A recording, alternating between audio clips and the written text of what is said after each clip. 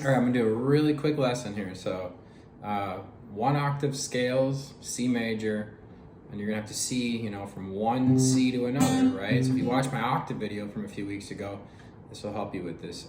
So if we go from this C at the 3rd fret to the third fret of the A string to the 1st fret of the B string, that would be considered an open position, right? Your open C chord. But I'm gonna play my C major scale, C, D, E, F, G, A, B, C.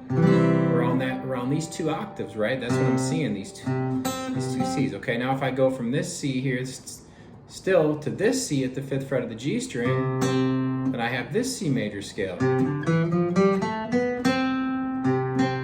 I'm working between octaves. Now I could still go from this C to C, now going this way,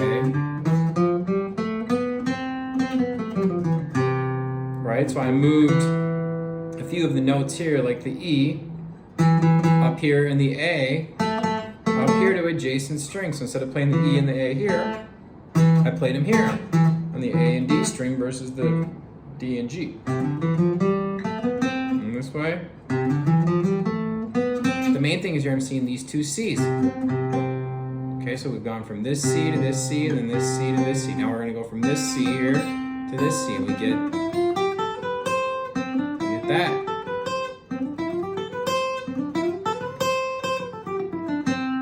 Okay, and then from this C, the 8th fret of the low E, to that C again at the 5th fret of the G string, we get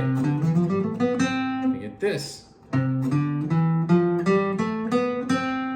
Alright, and you gotta use your ears for this, because we all know do, re, mi, fa, sol, la, ti, do. Alright, listen. Okay, now I'm gonna go, let's see here, what else? Oh, I could have also go back here from this one to this one, so instead of playing, you could have played the E instead of here, I could have played it here on the G string. So yeah, I was finding notes on adjacent string.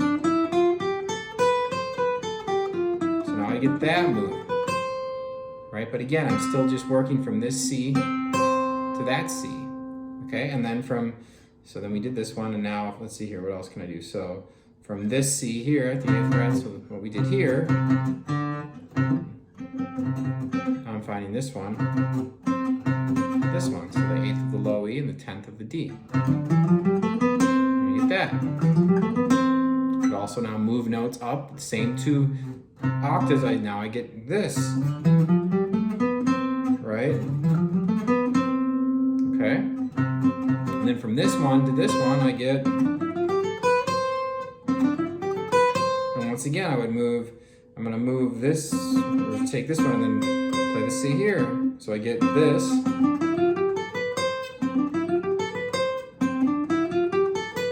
And now I'm gonna move notes up, same 2 root, but I'm gonna go this way. And I get that. It's a little bit tricky here on an acoustic getting up here. Okay, but again, I'm just seeing these 2 C's. I'm working between 2 octaves, right? It's a great way to think. Okay, and then from, I guess you could say then back to this C, an octave higher here I'd be.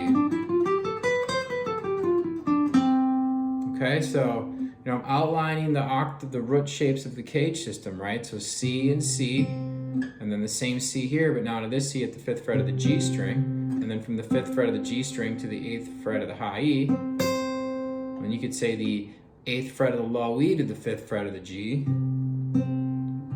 Then you could say the 8th fret of the low E to the 10th fret of the D. From the 10th fret of the D to the 8th fret of the high E. The 10th fret of the D to the 13th fret of the B. And then 13 to 15, you're back home. Okay? So just thinking and trying to simplify it a little bit. We all kind of start to learn these big 6-string scales.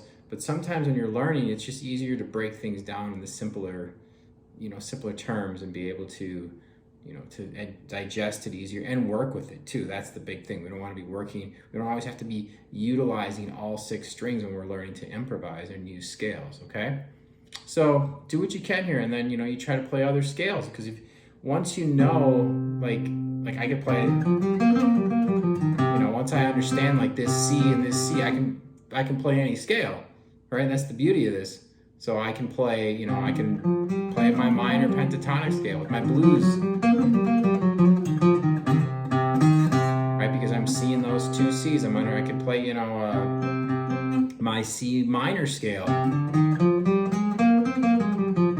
Just because I'm still working between these two C's.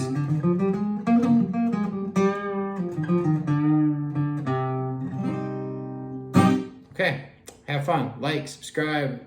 Let me know if you want lessons. Thanks so much.